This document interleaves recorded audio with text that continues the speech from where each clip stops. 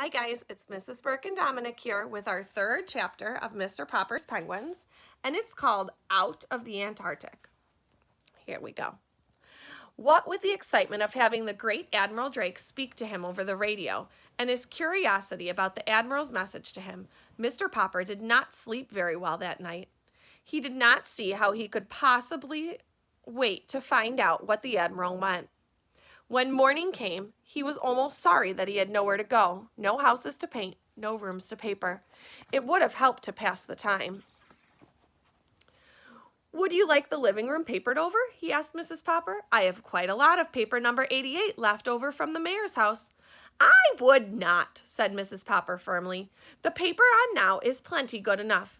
I am going to the first meeting of the Ladies' Aid and Missionary Society today, and I don't want any mess around to clean up when I get home."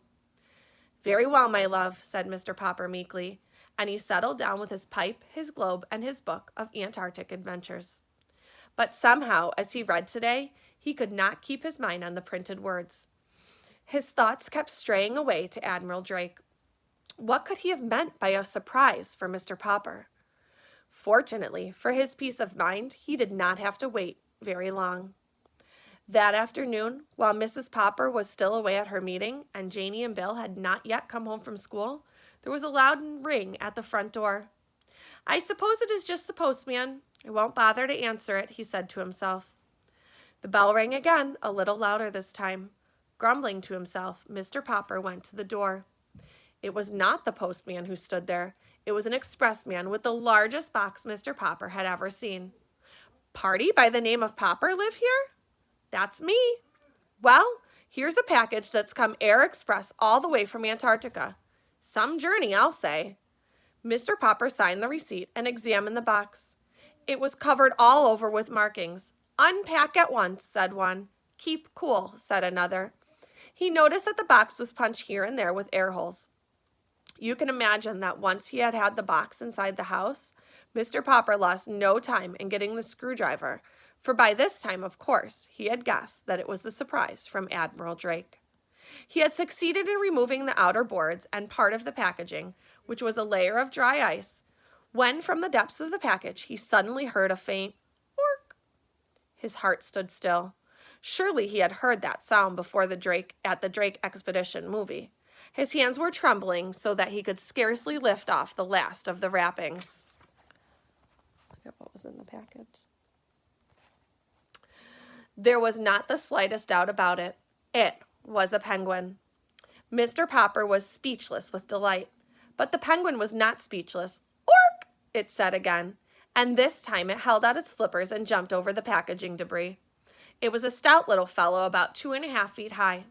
Although it was about the size of a small child, it looked much more like a gentleman, with its smooth white waistcoat in front and its long black tailcoat dragging a little behind. Its eyes were set in 2 white circles in its black head. It turned its head from one side to the other, at first with one eye, and then with the other it examined Mr. Popper. Mr. Popper had read that penguins are extremely curious, and he soon found that this was true, for stepping out, the visitor began to inspect the house. Down the hall it went and into the bathroom with its strange, pompous little strut. When it, or he, Mr. Popper had already begun to think of it as he, got to the bathroom, it looked around with a pleased expression on its face. Perhaps, thought Mr. Popper, with all that white tiling reminds him of the ice and snow at the South Pole. Poor thing, maybe he's thirsty. Carefully, Mr. Popper began to fill the bathtub with cold water. This was a little difficult because the inquisitive bird kept reaching over and trying to bite the faucets with its sharp red beak. Finally, however, he succeeded in getting the tub all filled. Since the penguin kept looking over, Mr. Popper picked it up and dropped it in. The penguin seemed not to mind.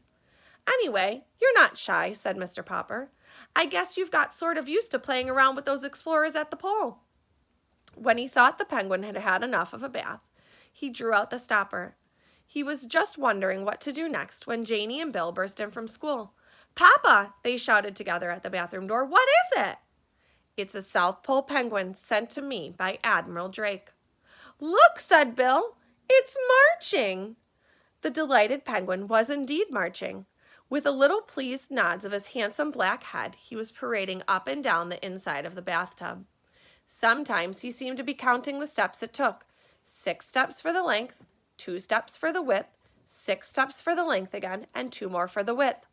For such a big bird, he takes awfully small steps, said Bill. And look how his little black coat drags behind. It almost looks as if it were too big for him, said Janey. But the penguin was tired of marching. This time, when it got to the end of the tub, it decided to jump up the slippery curve. Then it turned, and with outstretched flippers, tobogganed down on its white stomach. They could see that those flippers, which were black on the outside, like the sleeves of a tailcoat, were white underneath. "Cook, cook," said the penguin, trying its new game again and again. "What's his name, Papa?" asked Janey. "Cook, cook," said the penguin, sliding down once more on its glossy white stomach. "It sounds something like Cook," said Mr. Popper. "Why, that's it, of course. We'll call him Cook. Captain Cook." We hope you love Chapter 3 and you'll tune in tomorrow night to read about Captain Cook in Chapter 4. Bye, friends.